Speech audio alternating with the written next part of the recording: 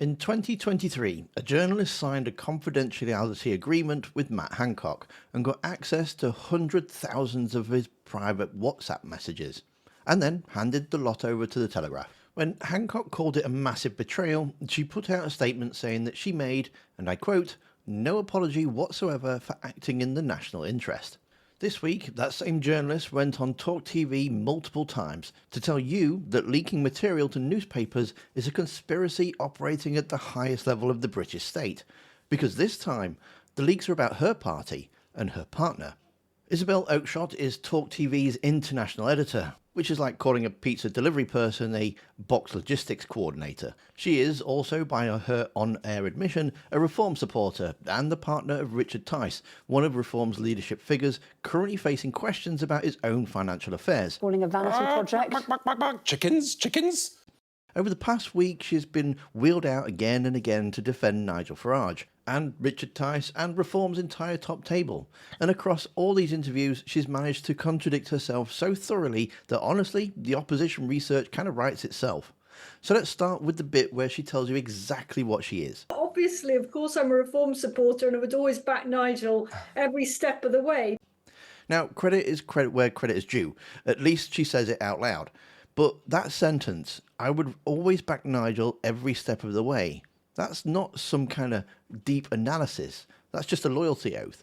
And it's coming from someone introduced on screen every single time as a senior editor at the channel. Talk's excellent international editor, Isabelle Oakeshott. Isabelle Oakeshott is with us, Talk's international editor. To the brilliant Isabelle Oakeshott, who is, of course, Talk's international editor. When she tells you what's really going on with the Farage investigation, that's the filter everything passes through. Always. Every step of the way. Her words. So, what does always back Nigel filter produce? Well, it's a conspiracy.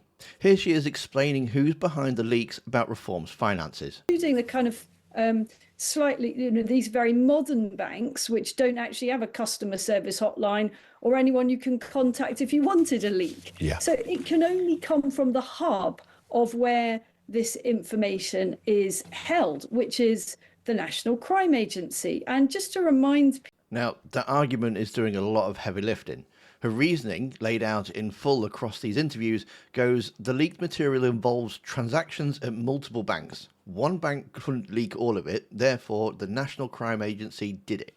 That's the whole case. No source, no document, no named official, no deduction delivered with total certainty. Escalated by the next appearance into... What is different about this is the complicity and involvement on a scale which is hard to identify of institutions of the state. Institutions of the state, including the National Crime Agency, I believe, are complicit in this. Maybe she's right. I mean, I've got no idea who leaked what, and neither does she. That's kind of the point, though. But notice the standard being applied. When 17 prior disclosure breaches and an undeclared £5 million are on the table, we're told to wait for the evidence, presume innocence, let the process play out. When the accusation is against the state and it helps Reform, certainly broadcast it twice. Evidence is optional. And this is where the Hancock thing stops being the background and becomes the story again.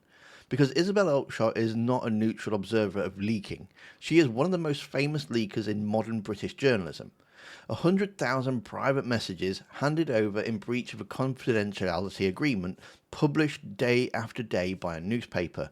And her defence was that she was leaking is in the public interest. The greatest betrayal, she said back then, would have been keeping it a secret. A politician's undeclared £5 million from a crypto billionaire, financial dealings involving a convicted fraudster. If you sat down and tried to design a story with a public interest in case, you'd struggle to do better. And her position now is that reporting it, well, that's a smear campaign. Leaking is journalism when she does it. Leaking is a coup when it's about her boyfriend's party. That's the entire worldview, and she's put both halves of it on the record herself.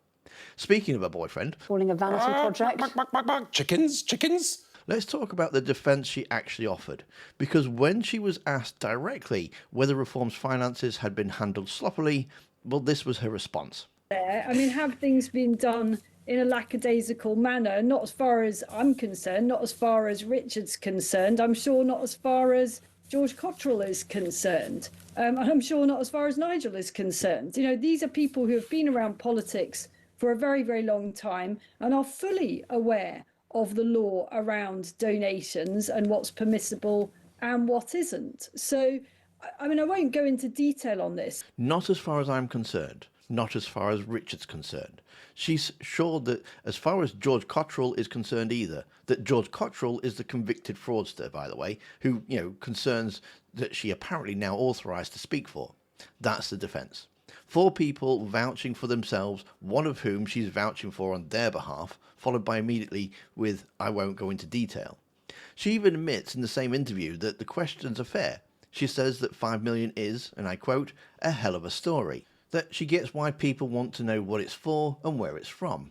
And then, having conceded the questions are legitimate, she answers precisely none of them. In all these interviews across the full week of airtime, the closest she gets to addressing her partner's situation is this. That the idea that Richard is some kind of money launderer is truly fatuous. I really, it's just absurd, isn't it, Alex? Have you met anyone that's less likely to do that? And frankly, if we were money launderers, I'd quite like to be seeing a bit of a better return on it. Her partner is facing questions about financial impropriety, and the rebuttal on, Talk TV is a joke about how a proper money launderer would be getting better returns. I'd genuinely love to see one submitted to the Parliamentary Standards Commissioner. Exhibit A, you can't be dodgy, the margins are terrible. Which brings us to the bin. Because in amongst the state conspiracies and the loyalty oath, Oakeshott has spent this week furious, and I mean furious, that everyone keeps going on about Count Binface. The establishment, she says, is obsessing about Count Binface every minute of every day to make a farce of the by-election. Generally, her complaint. So how does she spend the back half of her third appearance? I might have been tempted by his brilliant manifesto. I mean, I quite like the idea of mandatory 99p flake ice creams. It's a really good idea, yeah. I like his anyone who breaks, cyclists that break the rules need to be forced to go on unicycles. He's got some, no more VAR for football. He wanted there